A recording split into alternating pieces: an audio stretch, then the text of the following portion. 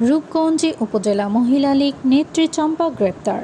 Operation devil hunt অভিযানে নারায়ণগঞ্জের রূপগঞ্জে উপজেলা মহিলা লীগের সহ-সভাপতি নাসরিন আক্তার চম্পাকে গ্রেপ্তার করেছে পুলিশ। সোমবার দুপুরে উপজেলার বিরাবো এলাকা থেকে তাকে গ্রেপ্তার করা হয়। গ্রেপ্তারকৃত নাসরিন আক্তার উপজেলা আওয়ামী লীগের সিনিয়র সহ-সভাপতি ইঞ্জিনিয়ার সাইফুল ইসলামের স্ত্রী।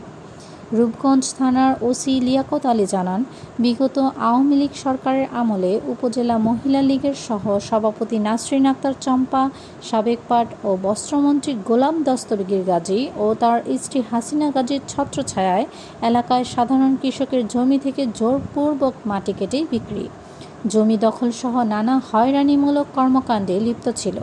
সরকারের পদত্যাগের পর এলাকা থেকে গা ডাকা দিয়েছিল চম্পা ও তার স্বামী সাইফুল ইসলাম।